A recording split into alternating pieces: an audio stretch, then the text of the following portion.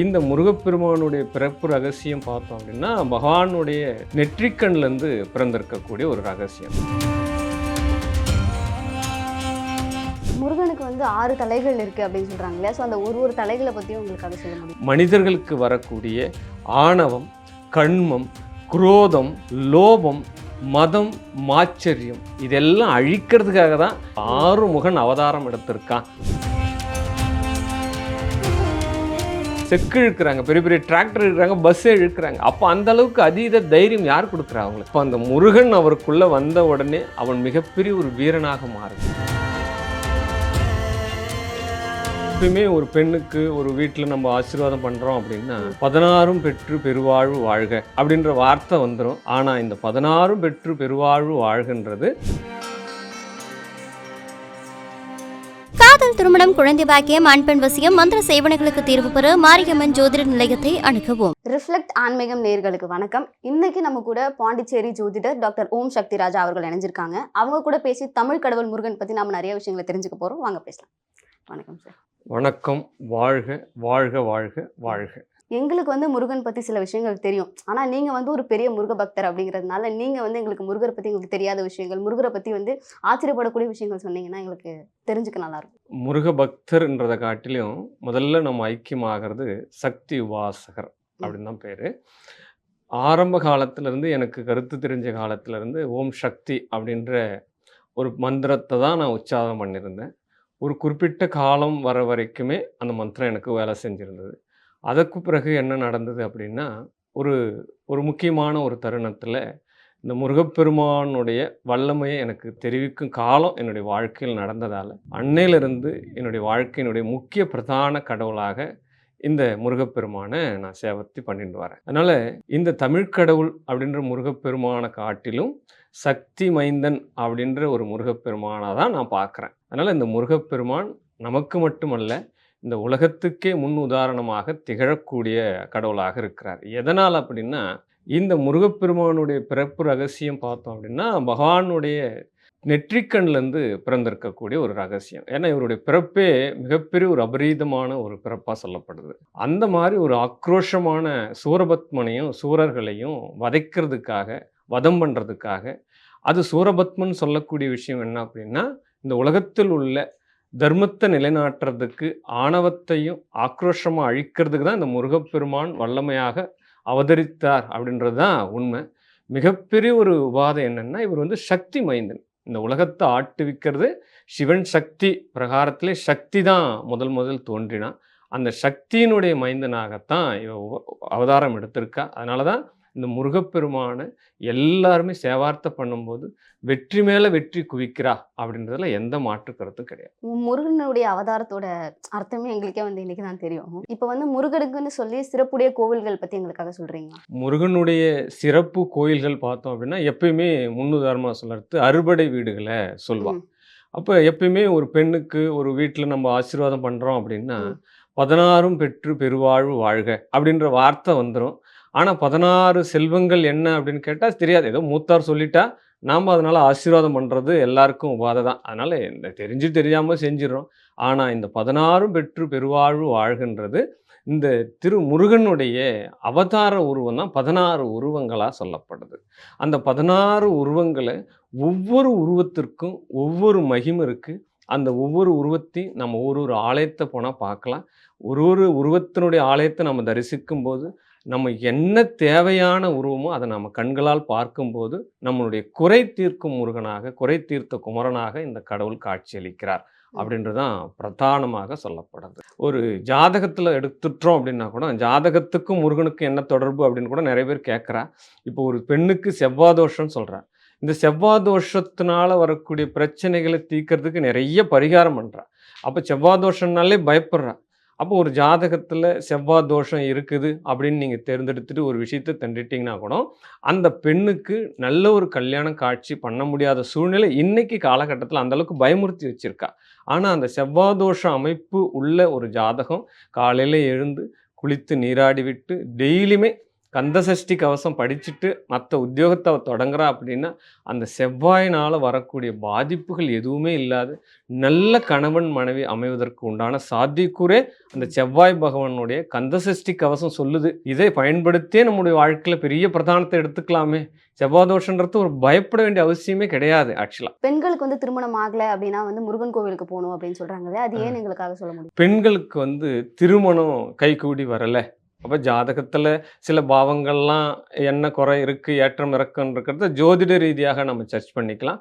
ஆனால் எந்த ஒரு நெகட்டிவ் தன்மை ஜாதகத்தில் இருந்தாலும் தேவ சேனாதிபதி அப்படின்ற ஒரு திருவுருவம் இருக்குது முருகப்பெருமானுக்கு. இது என்ன விசேஷம் அப்படின்னா, இந்திரனுடைய மகளான தேவயானியை மணமுடிச்சு கொடுக்குற முருகப்பெருமானுக்கு. அப்போ இந்த திருமண கோலத்தை தேவயானி கல்யாணத்தை தான் தேவ சேனாதிபதி அப்படின்ற ஒரு திருவுருவத்தை போயிட்டு இந்த கண்களால் இது இன்னமும் இந்த எல்லா முருகப்பெருமானுடைய கோயில்லையும் இந்த தேவயானி கல்யாணம் நடக்குது. அந்த தேவயானி கல்யாணம்ன்றது தேவ சேனாதிபதி உருவமாக அந்த முருகப்பெருமான் காட்சியளிக்கிறார். அந்த காட்சியளித்து அந்த திருமண கோலத்தை திருமணமாகாத பெண்கள், திருமணமாகாத இளைஞர்கள் பார்க்குறா அப்படின்னா கண்டிப்பாக கூடிய விரைவில், அதீத விரைவில் திருமணம் நடக்கிறதுக்கு உண்டான உத்தேசத்தை அந்த முருகப்பெருமான் தேவ சேனாதிபதி காட்சியாக அளிக்கிறார். இது எல்லாரும் தெரிஞ்சுக்கோங்க முதல்ல இந்த விஷயத்தை. எந்த முருகன் கோவிலுக்கு போகலாம், முருகனை எப்படி வழிபடலாம் அப்படிங்கிற மாதிரி எதுவும் இருக்கா சாமி? முருகனை வழிபடுறதுக்கு தனியாக ஒரு பாதையோ தனியாக ஒரு ப்ரொசீஜரோ கிடையாது. அதுக்காக மலை மேலே தவம் இருக்கணும், தலைகீழ தவம் இருக்கணும், தண்ணியில் தவம் இருக்கணுன்ற கான்சன்ட்ரேஷன்லாம் கிடையாது.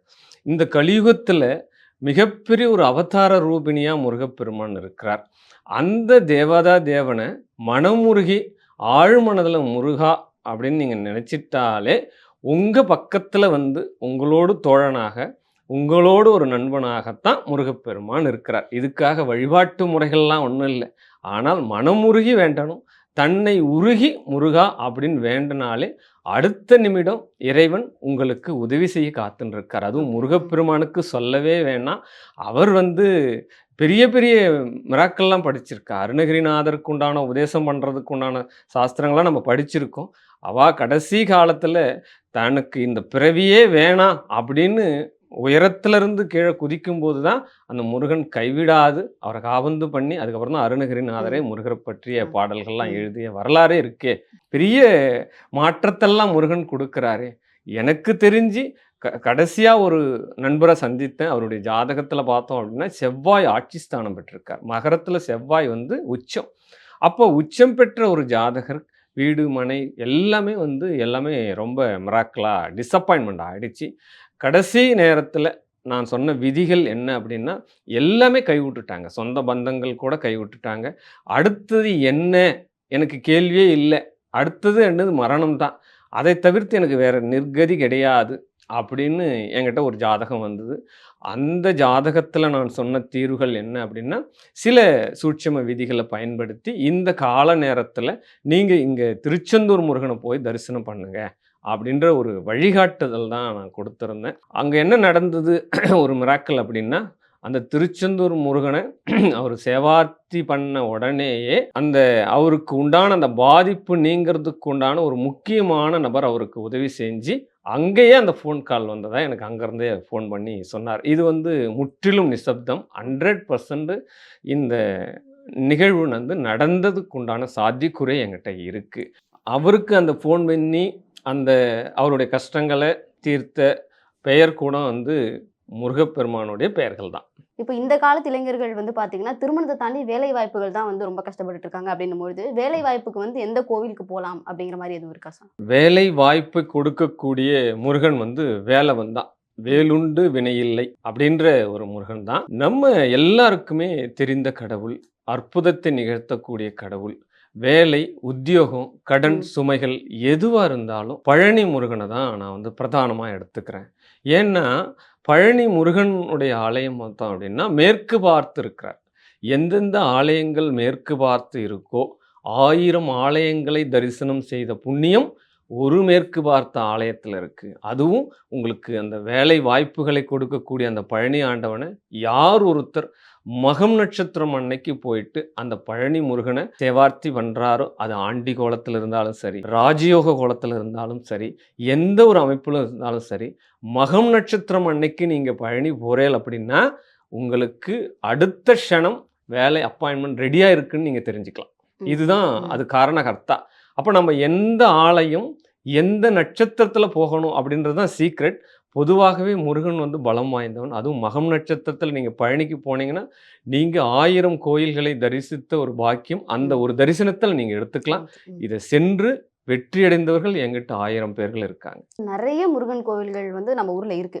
ஆனா ஒரு கோவில்ல இருந்து இன்னொரு கோவில் வந்து எந்த விதத்துல வேறுபாடு இருக்கு அப்படின்னு சொல்ல முடியும்? முருகப்பெருமானுடைய திருவுருவத்துக்குள்ள அத்தனை பேரும் ஐக்கியமாயிருக்கா. இன்னைக்கும் திருச்செந்தூர்ல ஆவணி மாசத்து திருவிழாவில் 7வது நாள்ல பார்க்குறோம் அப்படின்னா அந்த முருகப்பெருமான் தங்கத்தேர்ல பவனி வருவா. முன்னாடி பார்க்குறோம் அப்படின்னா அவள் முருகனுடைய வடிவிலையும் பின்பக்கத்தில் பகவானுடைய நடராஜருடைய வடிவிலும் இருக்கா.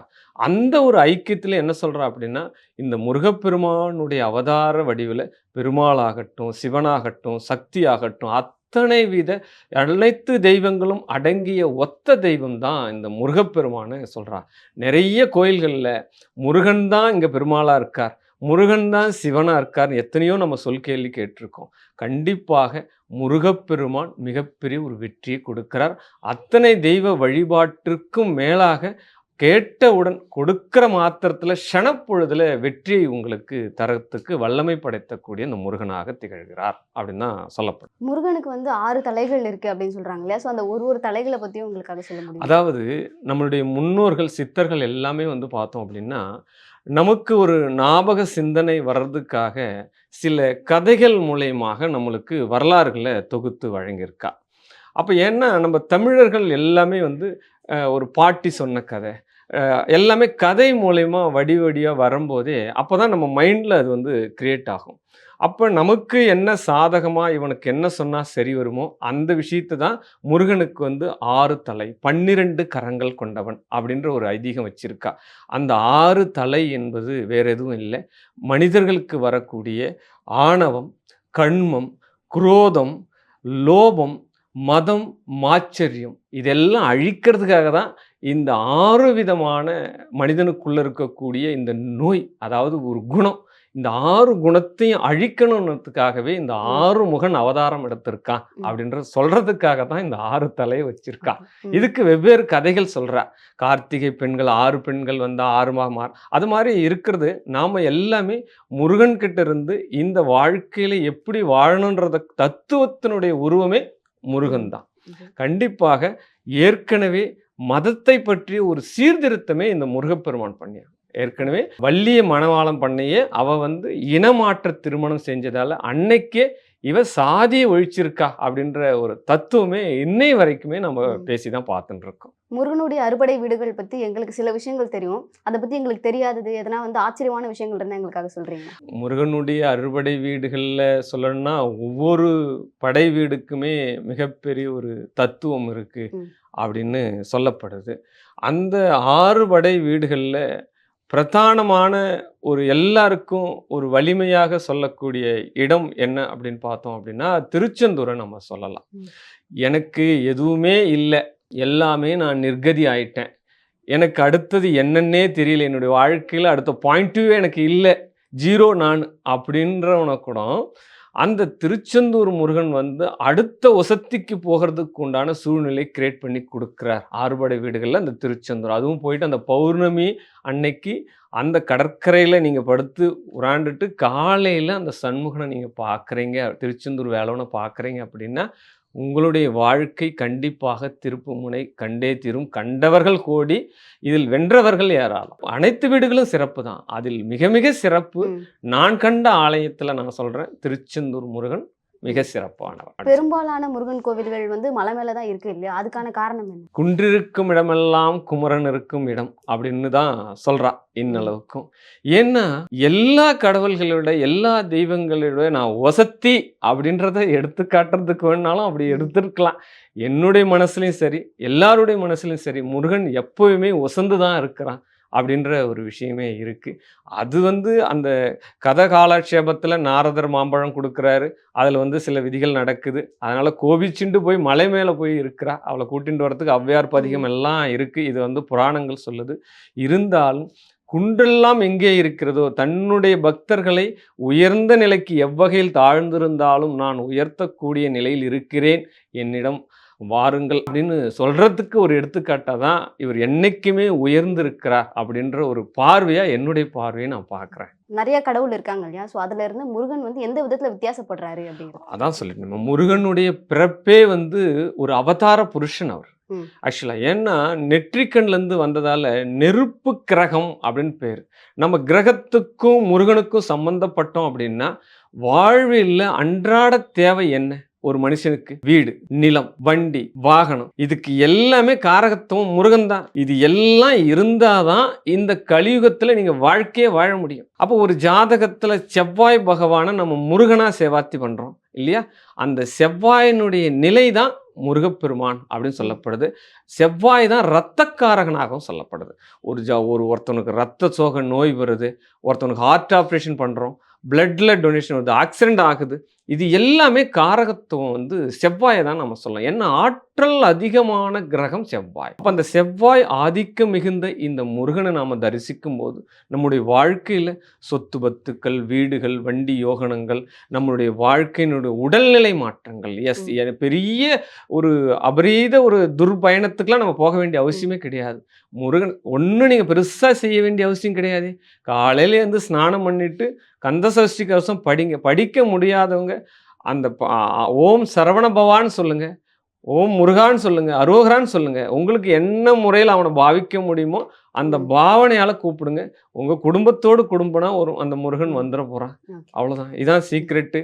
இதை விட பெரிய விஷயம் என்ன அப்படின்னா, சென்னிமலை முருகன் கோயில் நீங்க போனீங்க அப்படின்னா தீராத வினைகள் எல்லாம் தீரும். ஏற்கனவே முப்பிறவில உங்க பாட்டனார் செஞ்சிருப்பார், பாட்டி செஞ்சிருப்பார், யாரோ ஒரு சொத்து பத்தை எழுதி வாங்கியிருப்பீங்க, யாரோ ஒரு பெண்ணுக்கு துரோகம் விளைவிச்சிருப்பா. இந்த கர்ம வினைகள் எல்லாம் பிறக்கக்கூடிய அடுத்த பிறப்பு இந்த பேரன்களுக்கு வரும். இதான் தாத்தா சொத்து பேரனுக்கு. தாத்தா சொத்துன்னா பக நலன் கிடையாது. அவர் சம்பாரிச்சு வச்ச கர்ம வினைகள் தான் தாத்தாவுடைய சொத்து. இந்த பேரன் அன்பு இந்த மாதிரி வினை தீர்க்கும் முருகனாக இந்த சென்னிமலைக்கு போனா இந்த ஊழ்வினை கர்மாக்கள் தீருது அப்படின்ற ஒரு அவதாரத்தை அந்த சென்னிமலை முருகன் கொடுக்கிறார். முருகனை பத்தி நிறைய பெருமைகள் எங்களுக்காக சொன்னீங்க. இப்போ வந்து முருகனை வந்து எப்படி வழிபடலாம் அப்படின்னு சொன்னீங்கன்னா நல்லா இருக்கும். முருகனை வந்து வழிபடக்கூடிய நாள் பார்த்தோம் அப்படின்னா செவ்வாய்க்கிழமை நம்ம சொல்லலாம். அடுத்த விஷயம் என்னன்னா சஷ்டியை சொல்லலாம், கிருத்திகை சொல்லலாம். இப்போ வரக்கூடிய இந்த ஆடி மாத கிருத்திகை வந்து இந்த ஆடி மாசமே பூராவே இந்த அம்மன் மாதம் சொல்ற. அம்மன் மாதமாக இருந்தாலும் அதை ஒரு பகுதி தன்னுடைய மைந்தனுக்கு கொடுக்குற. இந்த கிருத்திகையில இந்த முருகனுடைய வழிபாடு பண்ணணும். அதுவும் இன்னொரு விஷயம் நம்ம பண்ணோம் அப்படின்னா, இந்த முருக பக்தர்கள் எல்லாம் சாதாரண கோழையான பக்தர்களாக இருக்க மாட்டாங்க. அவங்கள நீங்கள் நல்லாவே சீக்கிரட்டாக கவனித்து பாருங்கள். அழகு குத்துவாங்க, காவடி எடுப்பாங்க, என்னென்ன இன்னை காலகட்டத்தில் இருக்கக்கூடிய முருகர் எல்லாம் செக்கு இழுக்கிறாங்க, பெரிய பெரிய டிராக்டர் இழுக்கிறாங்க, பஸ்ஸே இழுக்கிறாங்க. அப்போ அந்த அளவுக்கு அதீத தைரியம் யார் கொடுக்குறா அவங்களுக்கு? அப்போ ஒரு கோழை இதெல்லாம் செய்ய முடியுமா? அப்போ அந்த முருகன் அவருக்குள்ள வந்த உடனே அவன் மிகப்பெரிய ஒரு வீரனாக மாறுகிறான். என்னால் எதையும் செய்ய முடியும், என்னால் சாதிக்க முடியுன்ற ஒரு ஓவர் கான்ஃபிடென்ட் அவங்ககிட்ட வருது.